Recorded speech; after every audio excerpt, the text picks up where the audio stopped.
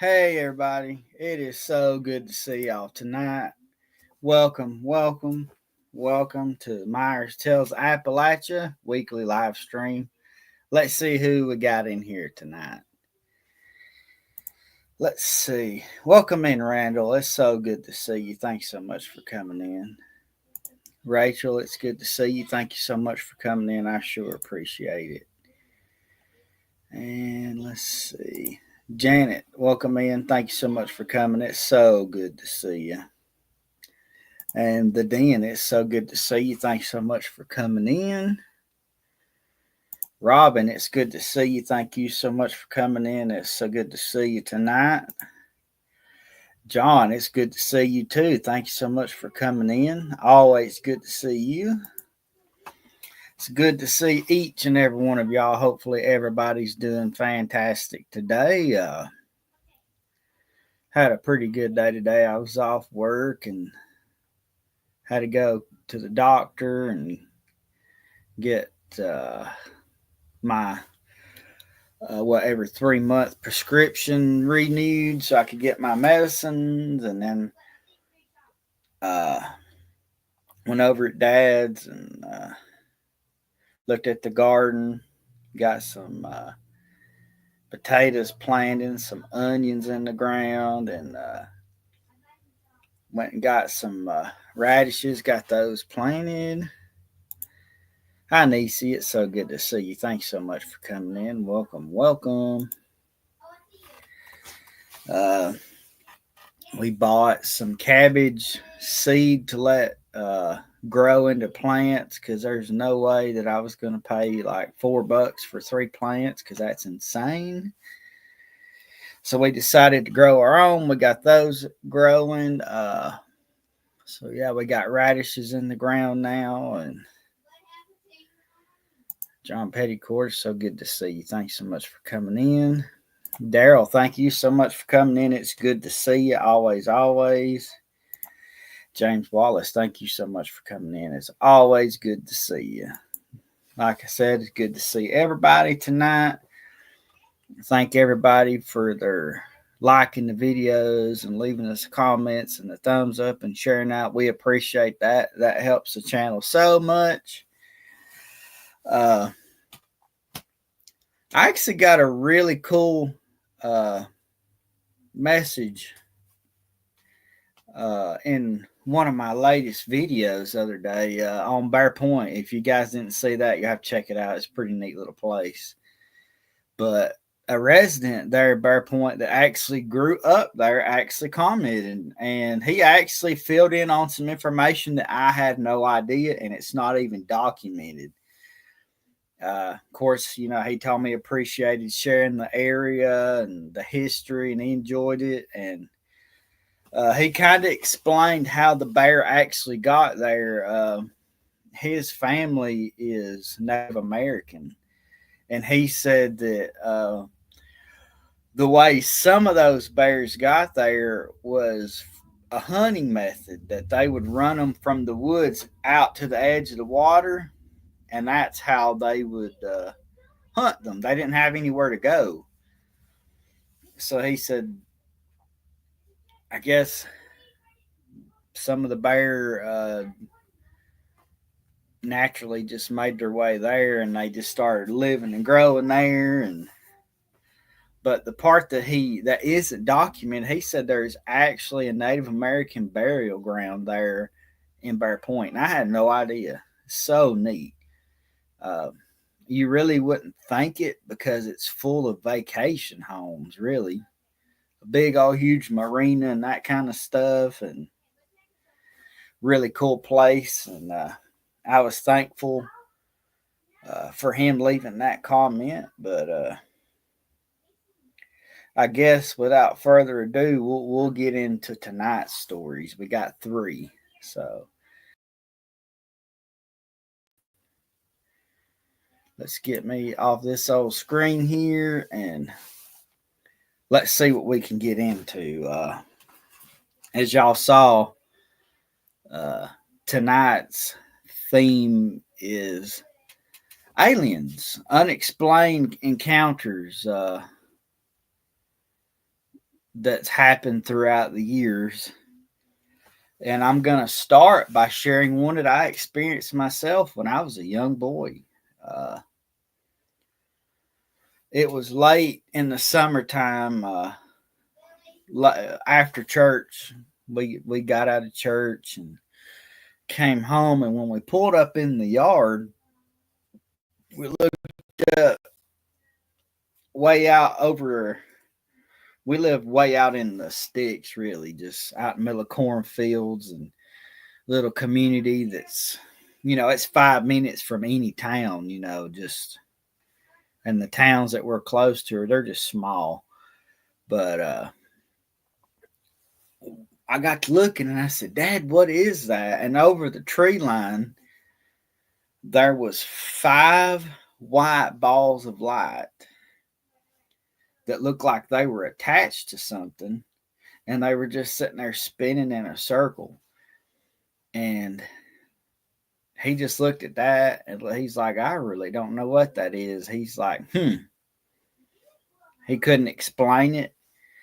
And I couldn't explain it either. And I guess just to calm him and us down, he said, Oh, that's over the drag strip. He said, they must be having some kind of light show over there or something, and just kind of chucked it up to nothing. And that's pretty much the end of it. We never really talked about it again. And to this day, I've never really seen anything around there again. It was just the strangest thing, though. It was kind of shaped like a stop sign, and them lights was just sitting there spinning in the air and then just disappeared. Um, creepy experience. And if y'all hear anybody screaming in the background, that's Hope. She's got her headset on playing whatever with my niece, so she gets crazy. I'll have to overlook her. But it's just, like I say, it's the strangest thing that I've ever experienced. And I had another experience as well. Back 2 years ago, Autumn and I went to stay in Franklin, Kentucky. We visited the historic Octagon Hall, which was used as a field hospital after the Battle of Bowling Green. We got to spend 12 hours in that place at night with other groups, just experiencing some strange things. We'll leave it at that. But we were they had it broken up into 3 areas where you could do the upstairs, the downstairs, and then they had a barn and cemetery area. And about halfway through the night, we all took a break, had pizza and had drinks, just a little downtime, just relax and have a good time and fellowshipping. And me and Autumn had stepped off to the side, just getting some fresh air outside. And out of nowhere, this disc-shaped object just appeared out of nowhere. And I only seen it out of the corner of my eye. When I look up, it takes off flying through the air and disappears so fast. Like it's like a bullet, just gone. And I was like, what was that? And Autumn was like, what are you talking about? She never saw it. Craziest thing I ever seen. It was even crazier than the one that I had as a boy. Like, it's just insane. Let's see what James has to say. Had a rough day. I got bronchitis. It's been hard to breathe. Right? Lord have mercy. You guys remember James as y'all, say your bedtime prayers or whatever, because he sure could need it. He sure could use it. All the sickness that's going around, sure enough. But here in a little bit, we're going to swing back around to Franklin, Kentucky, because the last story I'm going to share is going to blow your mind. But this next story,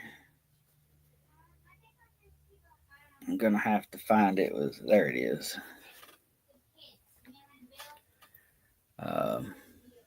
Thank y'all for praying for James there, because he sure could use it.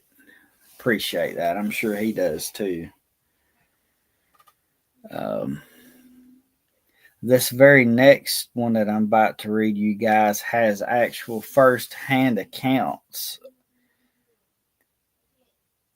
of sheriff deputies that experienced this. So,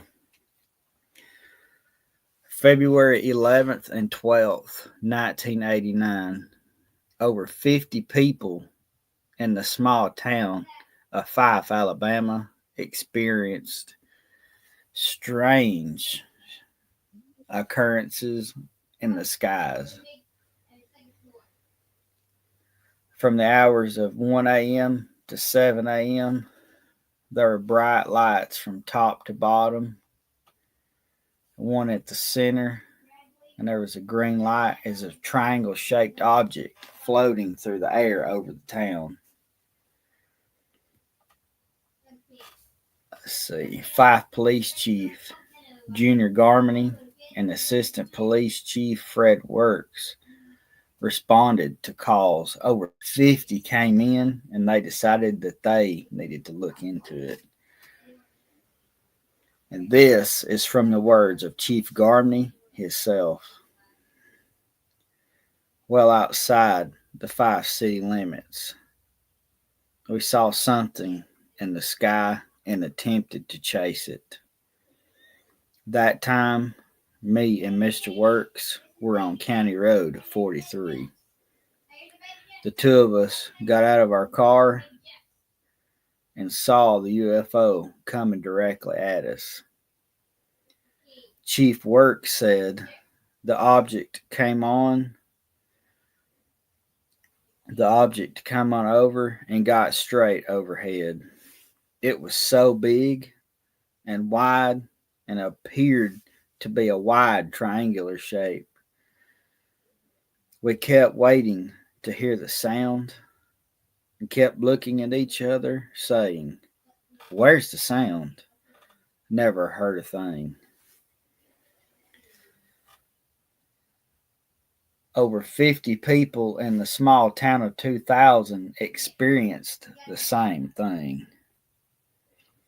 Over the next few days, hundreds of news organizations throughout the state converged to Fife. Mr. Garmany was quoted as saying, "What I saw the first time was like nothing I ever saw before. It was not a helicopter nor a plane and made not a sound." Welcome in, Miss Marion. It is so good to see you. Thank you so much for coming in, and you have a good night. We appreciate you just swinging in when you could.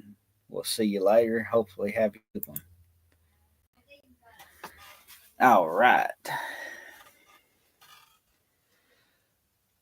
And apparently, the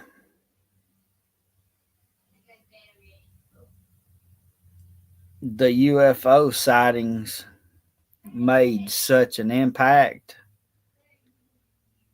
that somewhere close to 20 years ago now, they started a festival in August celebrating what the townsfolk had seen. They call it UFO Days Festival. It's held in every August with arts and crafts, food, children's games, a track show, live entertainment, Civil War reenactments, horseshoes, a street dance, and at the end of the night, fireworks. If you're lucky, you can get rides on a hot air balloon, and sometimes they even do a powwow. Well, thank you, Robin. I appreciate that. Really, really do.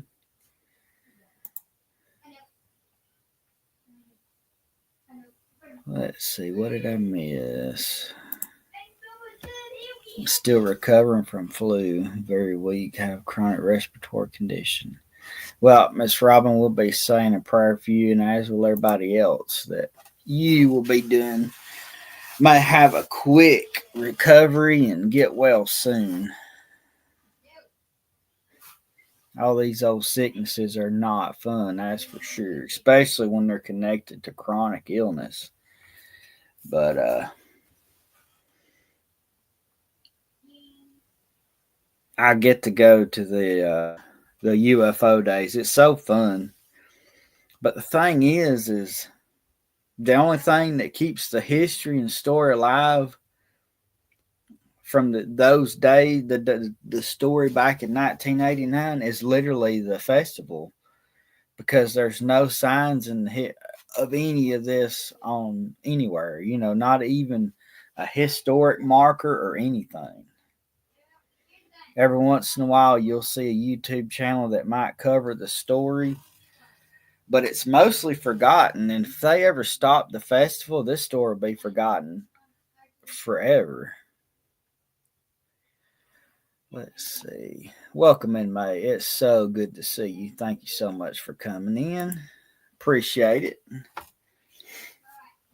And our final story from tonight takes us back to Franklin, Kentucky. Franklin, Kentucky has something strange going on there.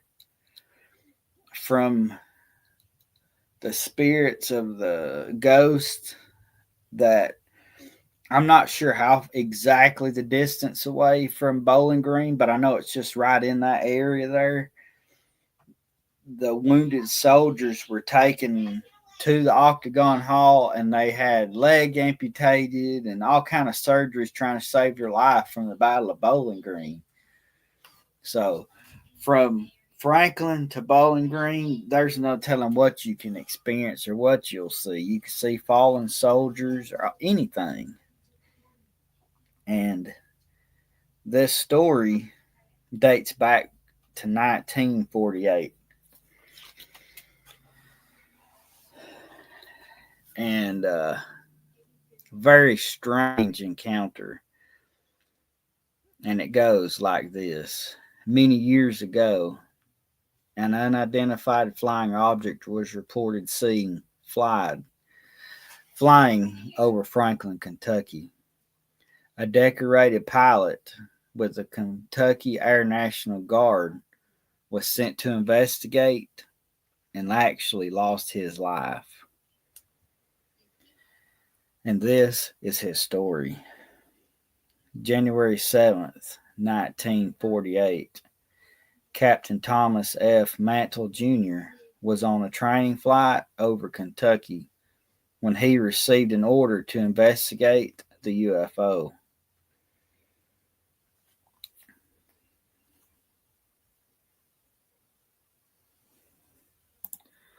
"20-minute drive." All right, Nisi, thank you for letting us know that. I thought it was a little closer than that, but I guess not. I've actually made that drive myself. It's really pretty area, and I can't wait to go back there. But these are the words of Captain Mantle Jr. himself. Said, "All of a sudden, I spotted it and described it as a large metallic object that was glowing. At one point, I suppose he told his other guys to go back and get some heat."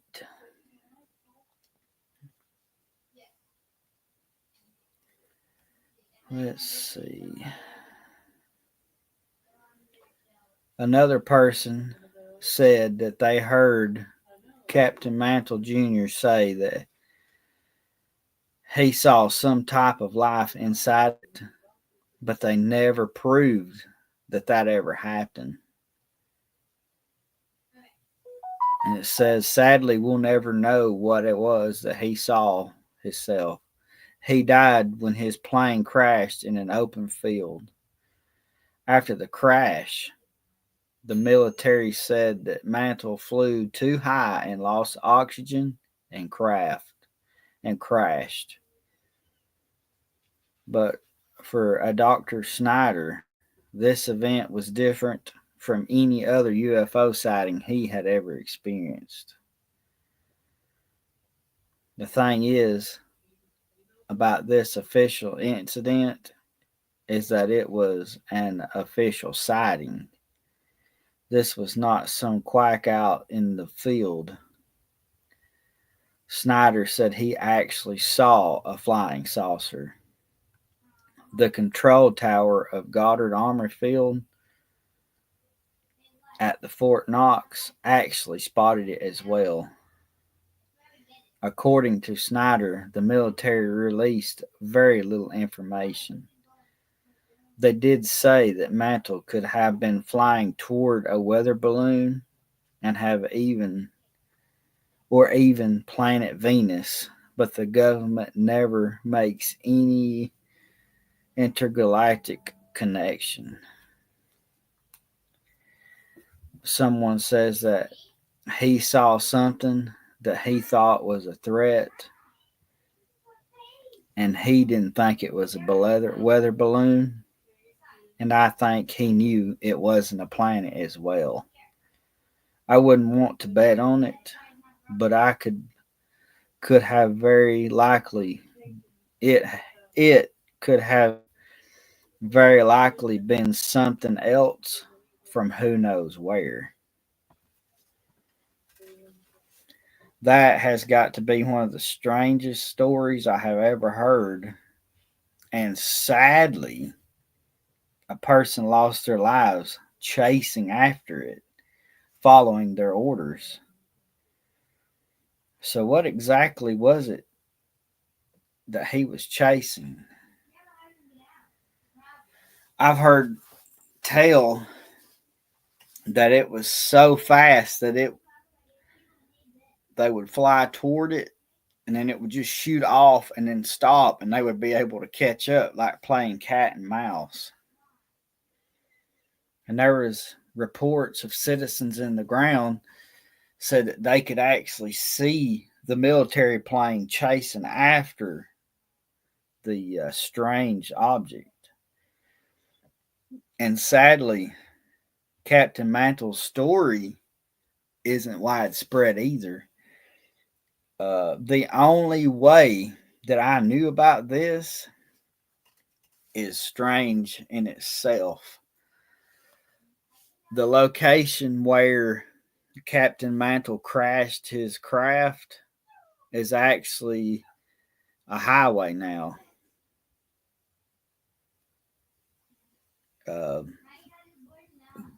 Autumn and myself stayed at a hotel there in Franklin, while we were visiting the area.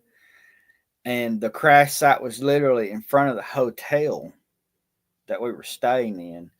And just on the other side of the road, there was a history marker, one of those black iron placards that tells the history of Franklin, and then it told the tragic story of Captain Thomas Mantle Jr.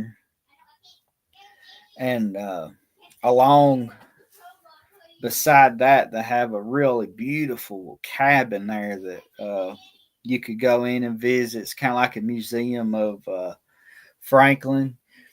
And then along the wall, there's murals that's painted to the history of Franklin, Kentucky. So, hi, Cody. It's good to see you, brother. Thank you so much for coming in. I really appreciate it. Good to see you. Welcome, welcome. And it's mighty, mighty strange. I've never heard of somebody actually losing their life chasing after a UFO, but something happened to Captain Mantle, and who knows what really happened. Let's see. Janet says, I was assigned briefly to the Army Air Defense Artillery, so I met a lot of Air Force and Navy pilots. Quite a few of them had very convincing encounters. I believe every one of them. Some of these stories are they're too crazy to make up to me. I mean, they're believable, and you can tell, like, you can look into the eyes of the folks that's telling the stories, and you can tell that they believe every word that they're telling you. And could very well be, John. Could very well be. There was something out there that was definitely unexplained, that's for sure. I believe there's something to it. It's just there's too many strange things that happen that are unexplained that you just can't explain away.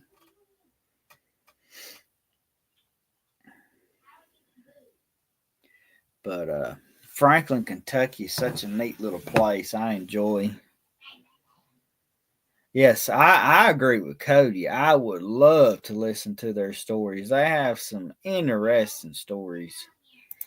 And there's so many stories from here and all over the United States of these encounters with the unidentified flying objects that they just blow your mind. If you got to experience, you probably wouldn't even believe it yourself. But I figure that I would share my two little stories and then the one local, and then getting to read Captain Maxwell's story too. That absolutely just floored me. Getting to see that, and actually, like it was just literally right in front of our hotel. Strangest thing. Let's see. I saw years on a hero telling about a craft that was twice as fast as our fastest jet. I believe it. I believe it. A lot of people,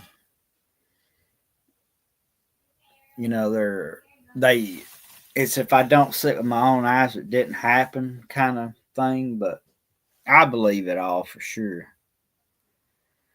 Welcome in, Shirley. It's so good to see you. Thank you so much. Demanding little doggy, I've got one of those too. But I enjoy these little stories, getting to share them, and the neat little experiences, and in traveling, I find that just going to, like, the town you're going to usually has a square. I usually find that area and there's something there, whether it's a history marker or just something that you can learn about. And that particular trip, while we were staying in Franklin, Kentucky, we got to, on our way home, we stopped through a few places, and we stopped at, I think it's the Manchester Courthouse, I believe. And it was a Sunday, and we were just traveling home, and they actually have a museum about Manchester. And the guard seen us kind of filming the outside of the courthouse that had just different types of history markers and just all kind of neat little things about the area. And he come and got me, and he said, "Hey, you look like you like history." And I was like, "I love history." So he's like, "Well, I'm about to open the museum, so if you'd like to go in, come in, I'll let you." And we actually got to film. Yeah, hopefully you're right. Hopefully Cody is feeling some better. I know he's been mighty rough too. But he let us go in and film, and they had a replica of the humongous clock that was up in the clock tower. Like, you could actually go inside the museum and see how it worked and see the pendulum working, and it had all the gears, and it was so cool. And they had little artifacts from the whole town that dated back from the earliest days. And we got to see that. And then I wrote about Fort Morgan back probably 2 or 3 years ago. And We got to find a cannon that was used there during the Civil War that they placed at uh, Fayetteville Courthouse in Tennessee. And then getting to actually go to the fort and see where that gun was placed, that was so cool. We had, I love the little getting to experience history like that, getting to read about something and write about it, and then physically getting to go see it. That was the coolest thing. Just like Octagon Hall, I wrote about it, learned about it, and then actually got to go experience it. That was just so cool. So glad you're feeling better, Cody. That's so awesome. So awesome. Hopefully you and Miss Carolyn's doing good.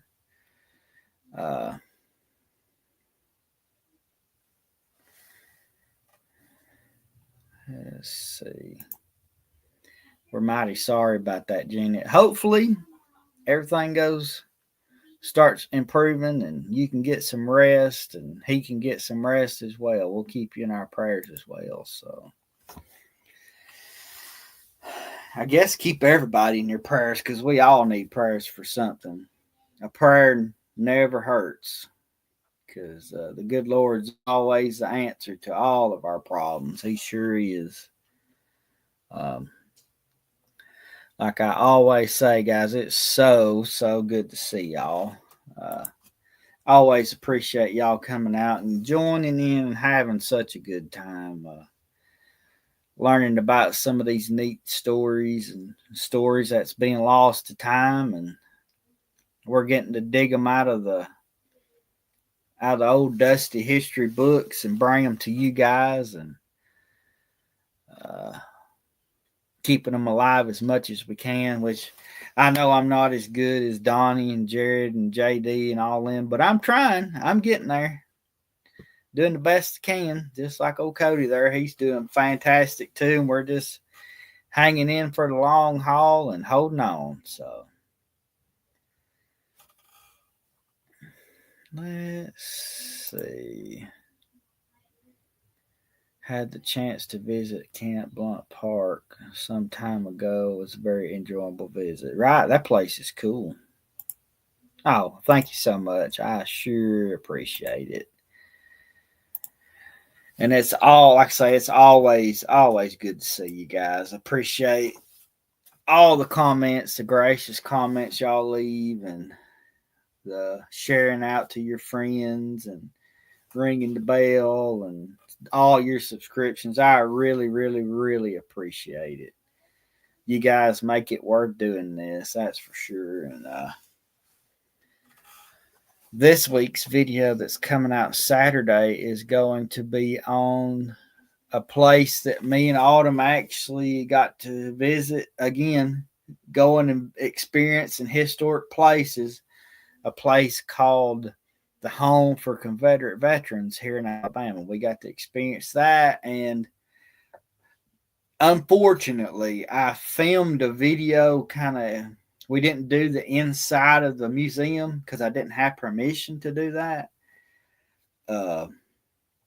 But we paid it's like $10 to go through the museum, have some super cool stuff in there. They actually had a cannon that's this thick, solid iron cannon that exploded and killed a colonel. Had the clothing that he died in, had a big old chunk of that cabin, and I think there was a bone, one of his leg bones up there or something, but just all sorts of history there. And I actually somehow lost the video of that. I don't know where it went to, but I don't have it. But I did, like I said, I wrote the story, and we went and visited the two cemeteries that's on property. And now you guys will get to see those videos on Autumn's channel over at Myers Paranormal. I think that one's called. But coming Saturday, I have the history of that place. You'll get to see that. I'm still working on it now, and it takes forever to get a video done, but we'll get that finished up, and you guys will get to check that out Saturday. I think it releases at 3 o'clock. And let's see. I always enjoy being here and the other channel.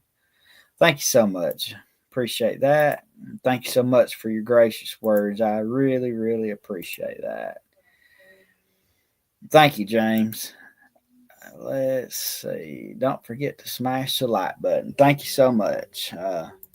I really appreciate you guys. You guys are awesome. Couldn't ask for better fans. I got to go finish Autumn's birthday cake. Her birthday was yesterday, but we had so much going on that I didn't get to make it. So me and Hope made her a birthday cake today, and I've got to get it finished. It just came out of the oven. But like I say, I appreciate you guys. Until next Monday, we'll see y'all later. Hopefully you guys